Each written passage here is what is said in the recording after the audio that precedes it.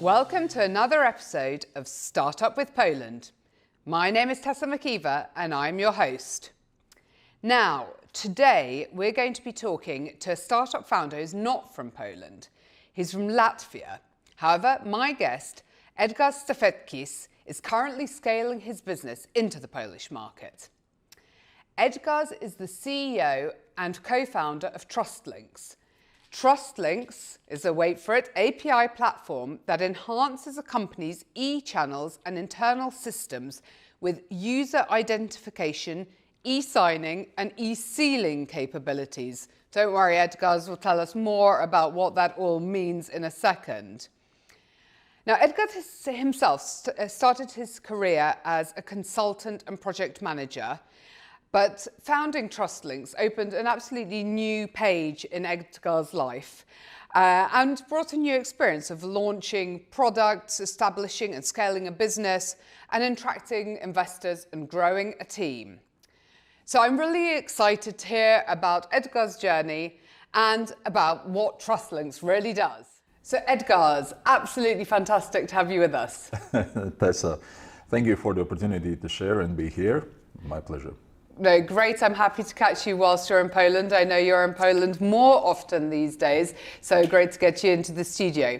Indeed. But tell me and our listeners, what is TrustLynx all about? Mm-hmm. Thank you for the question. So, TrustLynx, it's a technology product. It's integration software, and here I will try to cut the terms, right? Switch to human language. So it's a tool that many companies and organizations, they use it to quickly introduce new digital services, transform their existing IT systems with integrated trust services. Usługi zaufania, I think they say in Polish. Yeah, trust services are support of digital identity methods, of digital signing, sealing data, validating this data. So it's a technology that helps companies to digitize more, and yeah, we are happy we are with this in Poland.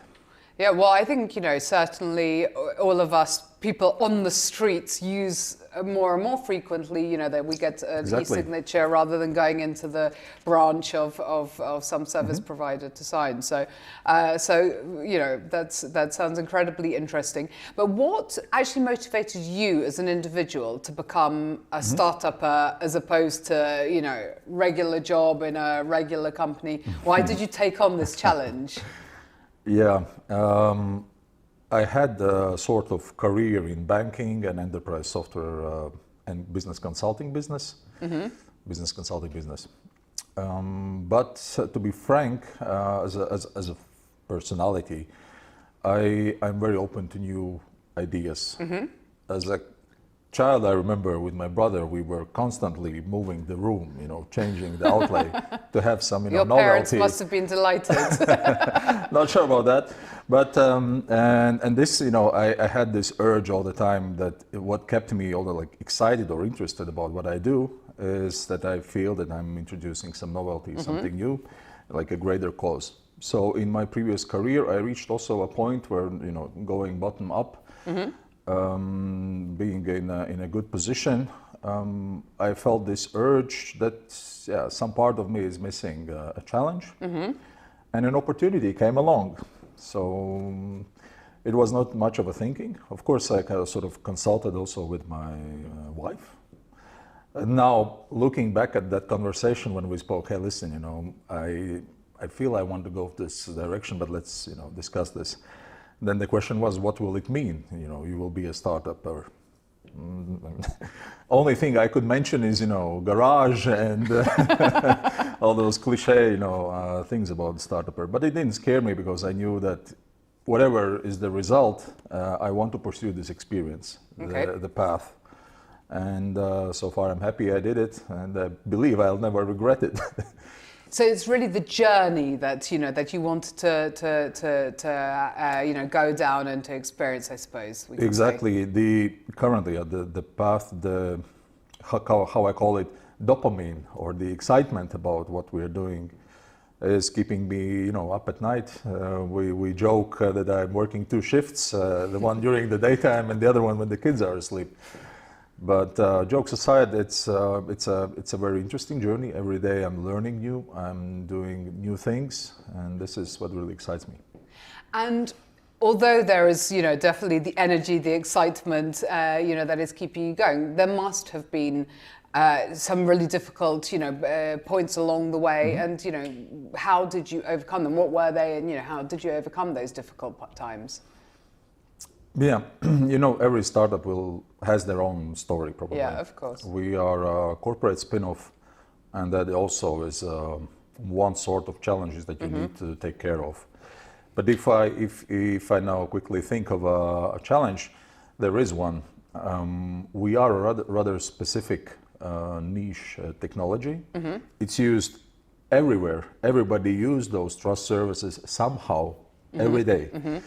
And we are introducing a novelty in this domain and coming to markets with different perception of how things have been done, how are they now being doing, and coming in and introducing a novelty.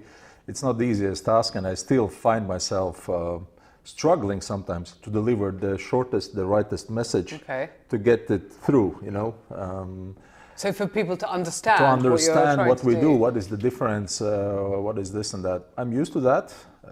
Nevertheless, there is the urge to constantly improve that. And what we are doing about it, so we ask the prospects or the customers, so we met here and now we're here, right, in the communication. Can you reflect back what made sense, what did not make sense? This is one thing we are trying at least to do, to use every opportunity for that. And the other one, right here as an example, in Poland, we are engaging external partners to help us look at ourselves from outside. It's hard for me to see myself from within the bubble, right? So we are engaging also like external look towards us to help maybe to improve the positioning, the messaging. And in a way, I really am like excited to see the outcome. It's now happening from the Polish perspective. Yeah, so that would be one thing I can mention.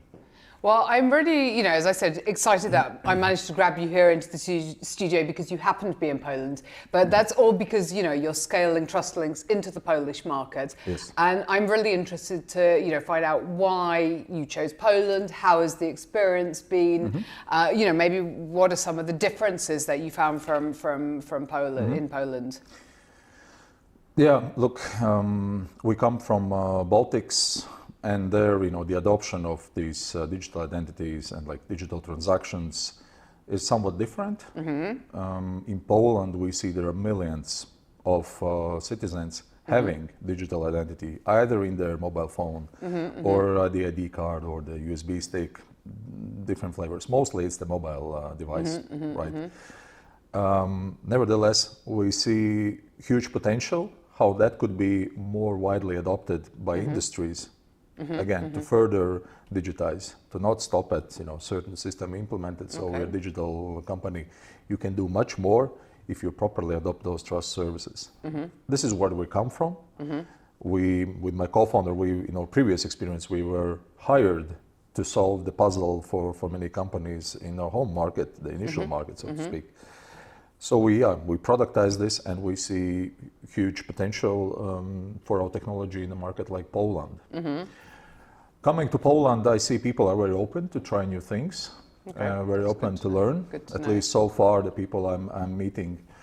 Meanwhile, I also see, again, I use this phrase, a huge potential to improve the awareness of the possibilities and what they could do even much further, to be more agile, or as a country in general, and the adoption of trust services. You can imagine we've experienced times when digital identities have been the rescue ring for our societies to sustain if the digital services were available. And we are lucky that we were part of the adoption, how the adoption is growing, if you help also the industries to adopt them. And this is in a way what we're doing. Continuing on Poland, about the challenges, I can share my personal experiences. So please do. Two things. First, I couldn't remember previous time I went to a post office. So to establish the company and do all the associated tasks, I needed to go to the post office back home because there was a paper required. This was something a little bit from a few years back in my personal experience. But the other one was already here, opening a phone contract for the company. And, I was very strictly, answered, no, you cannot do this remotely. You need to come in person if you want to do this and this. Like, come on, guys, you have the legal tools, the practical tools. Why wouldn't you apply them? The person in the store had no answer to me, but this was... says it's not possible. Simply, it's not possible. It's not in the procedure. We don't support it.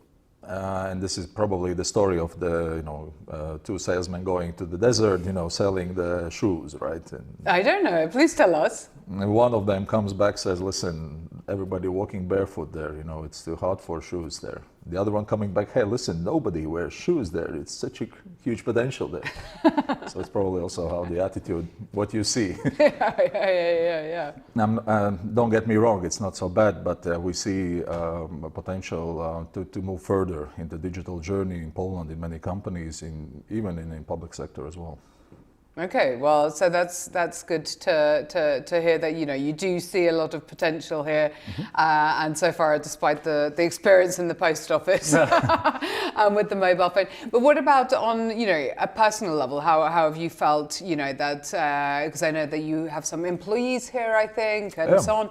How have you found that possibility to sort of, I suppose, communicate and function here in Poland? Yeah, we are.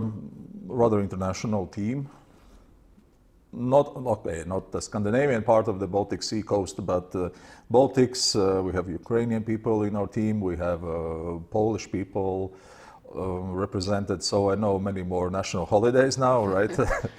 And with Polish people, one thing I do notice right away is the kind of thinking or the sense of humor. It's very easy for us to get along. You get the vibe or the energy. It's very familiar, which is very comforting, at least for me. I'm the kind of person I enter conversation very often with sort of kind of joke or a positive note. That's probably the brightest thing I can point out. Another one, finding for myself, was when talking with other startuppers and other companies here, and they are talking we are addressing the mid market, the small medium companies, 1,000 to 4,000 employees. Back home, that's already enterprise. No, I mean the size is obvious difference, but in general, also due to the war in Ukraine, I felt this region more becoming compact and more cooperating. That was also on an emotional level one factor that drew me here. First days when I met first potential colleagues and investors and customers, I was saying thanks to the Polish people for what they're doing to help. Oh, well, I mean, I'm great that you've had, from a personal level, this great experience. I also want to, delve into what you think about the whole Central and Eastern European region, actually as a region rather than the individual countries, in terms of strength as a startup or innovation landscape. Do you think that in Central and Eastern Europe we do have a secret sauce, and if so, what is it, and how is our position really on a global level? No, I will be frank. So I come from Baltics, and now Poland is the first CEE market we are rolling out in. But coming from where we are, I can share this also observation. We have the kind of opportunity to start. We have many opportunities to start. To go and try to be a startup founder. Main thing, is the idea and then the execution for success. But we have many opportunities to start. The ecosystem here for startups is rather good, if not very good, comparing on a global level. I'm taking whole region as whole. Next, in Baltics, what I noticed, it's so once you start, you have a rather easy or accessible option to trying to export, to go to new markets. Imagine we expanded from Estonia to Latvia, and further to Lithuania. There are comparable markets, and it's kind of maybe not the toughest challenge in a way. On the other hand, it still is, and you get the option to try it out. And then, based on those findings and the learning you do there, you go further. But probably the secret sauce, according to how I see the situation, is that as a technology, at least startup, since day one, we are thinking globally. Okay, good. This is already incremental, I would say. Yes, you start somewhere. You go, you do the first steps, and through them you learn to scale. But the ambition is global. Well, that's exactly, tying into what I wanted to ask you, as a wrap up, is what are, the ambitions for TrustLynx, and for you as well as the co-founder and CEO. Where do you see the next years taking you? Oh yeah, our expansion is rather practical. I would say we go country by country, considering the region or country specifics. Happy to talk about Polish realities, not for days, for hours maybe. So if we look midterm, it would be that we are recognized and have solid presence across Europe. But we also see that there is the trust services, they have a legal framework. And it gets national and regional, and it's not yet very global, I would say like this. But there are initiatives that, according to me, during the time while we conquer Europe, we will also be much more relevant in Asia, Northern America, because there are already initiatives that are working towards interoperability of what is considered as highest legal meaning here in Poland or other country would be also recognized in Canada or Malaysia. So this is one thing, so the geographical expansion. And the other one we see already now, that if I'm now talking about identities of people, of persons, then secure and reliable approach. Then already now we are talking already about identities of things. So this is yet another dimension, but again in a digital era, in digital. Imagine metaverse, imagine avatars coming and showing their real identity, or the world is your oyster. Yeah. And the sky is the limit for where we can go, in fact. Yeah, so stay tuned and bear with us. Well, Edgars, I'm going to be observing you very closely and, of course, keeping my fingers absolutely crossed for the fantastic global expansion of TrustLynx. Good luck with the journey in Poland, but also then in each next market. So, and stay positive and stay focused on, really the positive energy that you have. And I'm sure that will take you incredibly far.